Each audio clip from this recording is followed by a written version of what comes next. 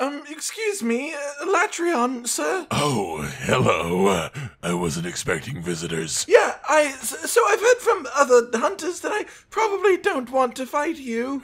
Looking at you, I would agree with that. Wow, it's been a while since I had a new weapon, but, I don't want to die. What do you want, Pink One? Well, I was hoping maybe, just maybe, I could, have a weapon, pretty please? Yeah, sure, I don't see why not. Have a nice day. Oh, thank you. Who knew it was this easy? Ladies, gentlemen, and monsters of all ages, what a wonderful time it is in the world if you aren't fazed by repeated deaths in the 7 rings of elemental hell. As not only do we have a new monster chock full of new moves and new mechanics, but we also have a bunch of new equipment, including an entire suite of quirky and interesting weapons that serve a very specific purpose. What I do have are a very particular set of skills. And they look just absolutely glorious, based off their old game models for the most part, with brand new world sensibilities and beauty that truly make them a tiny little spectacle in your hands. But just how beautiful are they compared to each other? And how worth using are they in the first place? Well, I'll tell you how good they are as a general base for the melee weapons, and then I'm going to rank each of the 14 weapons visually, during which if there is anything unique about that particular weapon category from a mechanical standpoint, I will let you know, as for example, it neatly puts all the GUNLANCE stuff together with the other GUNLANCE stuff and all that jazz. You like jazz?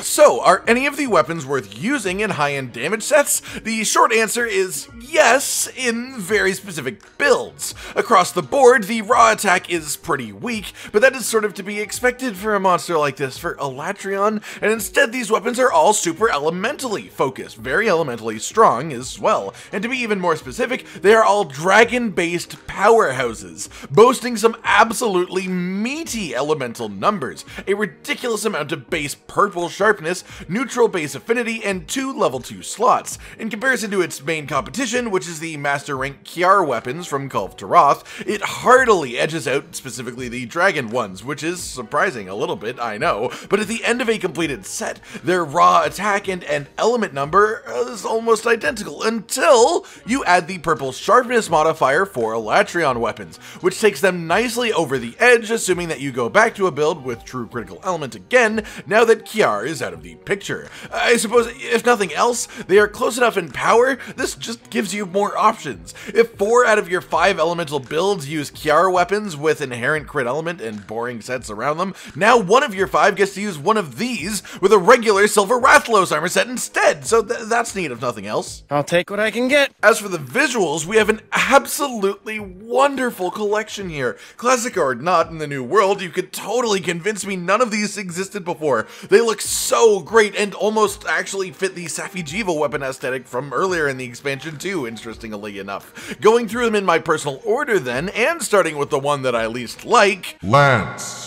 Sorry, Lance, but look, it happens to the best of us. You aren't the first. Don't get ahead of yourself because you still look absolutely great. Like, as with most things in this game, the worst of something is really still super high quality. That said, where this loses for me is the recognizability part. I love being able to tell what part of a monster or weapon is made of, or at least the base monster that it's made of. And originally I thought this was made from maybe a horn or something, but after further inspection, it appears to just be a random amalgamation of flat spikes. So, like, yeah, it's nice enough. Sword and shield. This is a very nice weapon as well, if a little basic at its roots, which is the main reason this one finds itself where it is for me. I love pink dragon energy coming out of it, but there are simply weapons that take better advantage of lighting by a massive amount. Always the bridesmaid, never the bride. Insect glaive. Very pretty, very minimal and sleek, this weapon is just pretty classic insect glaive, which makes sense. I do like the insane amount of detail on the just sort of scales going up the shaft, but for the most part this is a pretty basic weapon. It is also worth noting for insect glaive users that this weapon has the stamina upgrade and healing insect bonus, just so you're aware. Charge blade. And this is where it starts to get a bit harder to rank them because I genuinely like this charge blade quite a bit, to the point that I would happily run around wearing it due to the mass amounts of gorgeous lighting if nothing else, but the shape of it is, well, questionable for me, at least, but I don't even really know how to describe the issues that I have with it hugely. It doesn't feel like an effective weapon in my brain. The sharp parts are in the wrong places for how I think of charge blade combat, I guess. That's all it is. Bow.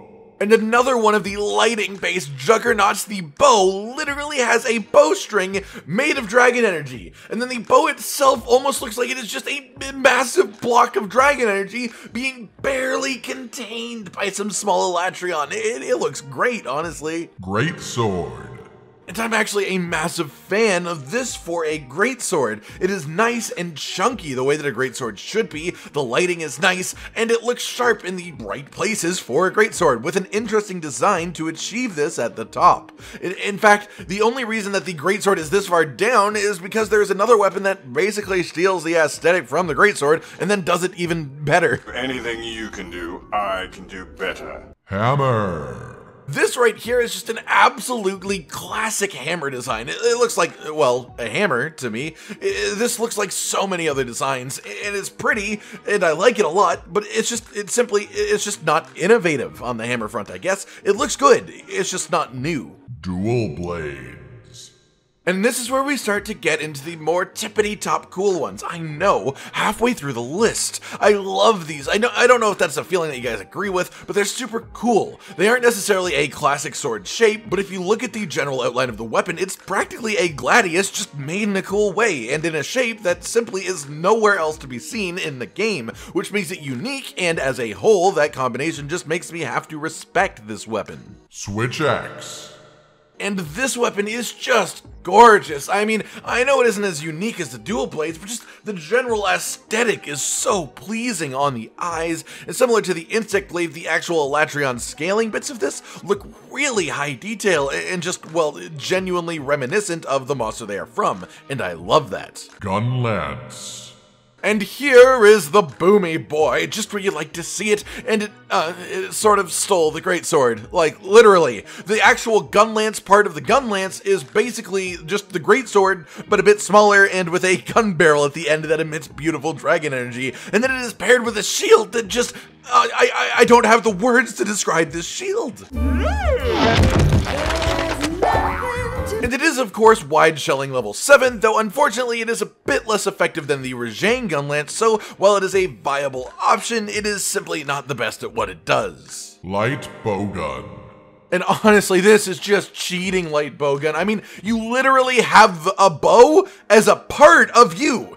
Okay, maybe not literally, but this thing just looks awesome. I love the visible power source at the back, and the way that the barrel at the front ends and is just this wonderful with this lighting coagulation. If you couldn't tell, I am seriously enjoying the update where everything glows pink. I'm just saying, this weapon is totally unique from the ground up from any other light bowgun, and it's gorgeous in my opinion. If you need more incentive to check it out, however, the ammo list is as good a reason as any because, well, this thing can rapid fire every single type of elemental ammo. Every kind. It's awesome, absolutely awesome, and I am more than certain that it will receive a fair amount of use in the community. Heavy bowgun. And my, oh my, what do we have here? Hello there, my friends! I still can't tell if this is just a super stylized gun with an Alatreon horn used as the barrel at the end, or a full-on monument to Alatreon from the ground up, representing his tail at the back of the weapon, up to the wings in the middle, all the way to his head at the front, but by God do I love this design as a whole. It's just super pleasing on the eyes. As for the individual effectiveness of the weapon as a whole, this is where this one gets interesting, but not for a reason that you may expect. No, because, well, the raw attack of specifically the Alatreon heavy bowgun is actually really damn high, like higher than Safi'jiiva bowguns with full attack awakening abilities. Yeah, that high. That said, the ammo includes all of the elements as option, with the clear main objective of the weapon being to use normal 3, paired with the high raw, so, you know, if you like normal ammo heavy bowgun, this might just be your new best friend. Hunting horn. And this is the one that I think will be the most polarizing in the community, the most people that will both like and dislike this to a significant degree. Personally, it's like a tiny little organ on a stick, and I love it, and it just looks so damn good. The lighting, the way that they put the dragon energy center of the weapon positioned between the metal bits on the front and the organic bits in the back, it all melds together in just this beautiful, beautiful way. As for the individual effectiveness, the hunting horn, of course, uniquely has a song list, which in this case is incredibly focused on elements, you know, as would make sense with an elemental Alatreon hunting horn. Longsword.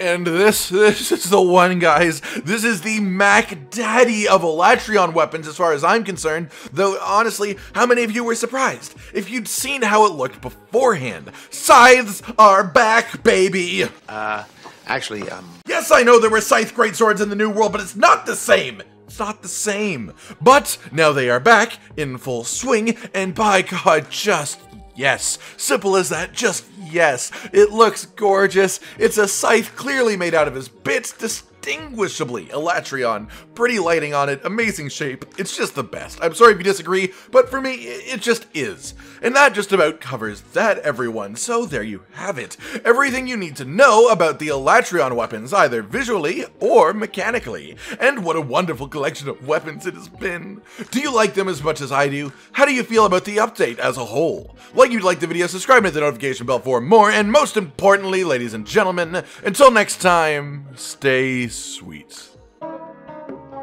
This is the brand new outro to tell you all the things that you do that we love, so let's start with something simple and say, oh, we love your eyes. When they're watching us play video games, when we make a bunch of jokes that are kinda lame, or when they gaze upon our failures as we try to kill the monsters, or important news about the kingdom Animalia. Rage, Continent, Hollow, we're all here, talking about the things you want to hear, so if you want to be the first to hear, like and subscribe and the bell and we'll cheer. Some of you are patrons even though we are all the noobs and you're the pros. There's nothing we can do to thank you. No, really, there's nothing we could possibly do. Goodbye.